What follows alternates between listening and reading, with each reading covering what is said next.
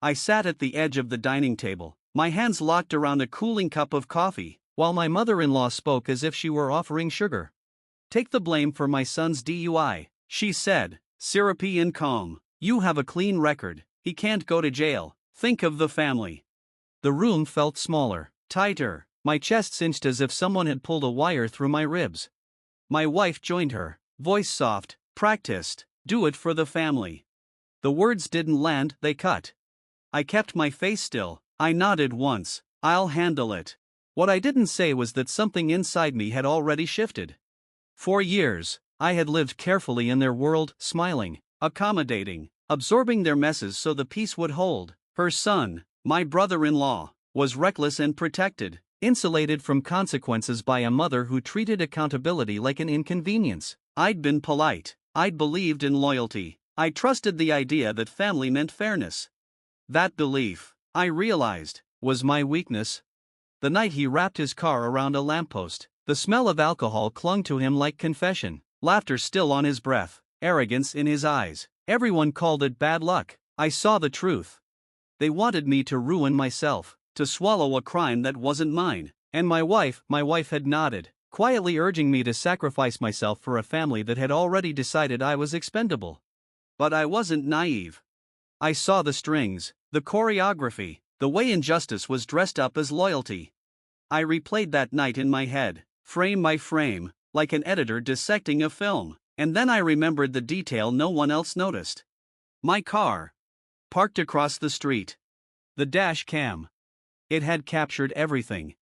Him behind the wheel, the laughter, the slurred bravado, the moment before metal met concrete. The footage didn't argue, it didn't bend, it told the truth. So I went quiet. 4 days, I moved with precision. I copied the video, backed it up, timestamped every second. I listened more than I spoke. I watched my mother-in-law's routines, her confidence growing as she believed the lie was already sealed. I let them feel safe, certain, in control. That illusion was my cover. Sunday came.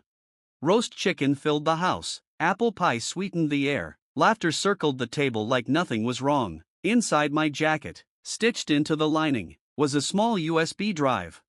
My mother-in-law spoke about reputations, about the family name. My wife smiled, polite, composed, unaware that her quiet pressure had sharpened my resolve. I stood. I need to make a quick stop. No one questioned me. The drive to the police station was silent, meditative. I watched the footage one last time, his grin, his certainty that consequences belonged to other people. At the desk, I handed over the USB. "This shows who was actually driving." The officer's eyes hardened. He nodded. I stepped back into the late afternoon sun, feeling nothing and everything at once: relief, anticipation, a calm so precise it felt surgical.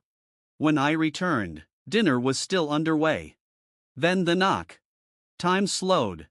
Police at the door. My mother-in-law froze, her fork suspended mid-air. My wife's smile collapsed into confusion, then fear. They asked my brother-in-law to step outside. His laugh broke. Panic followed. Then silence. Handcuffs clicked. Red light washed his face as the truth landed. Not me. Her control shattered. The mask slipped. My wife looked at me, searching, understanding, afraid. I said nothing. I didn't need to. Later, when the house finally went quiet, I poured another cup of coffee and sat alone with the aftermath. The power had shifted. Their certainty, my obedience, had been their fatal miscalculation. Justice hadn't arrived with shouting or spectacle. It came with patience, with evidence, with precision. I hadn't destroyed them. I'd exposed them. I hadn't lost my integrity. I'd reclaimed my power. And in the silence that followed, bitter and clean, I allowed myself the smallest smile. I didn't just handle it. I won.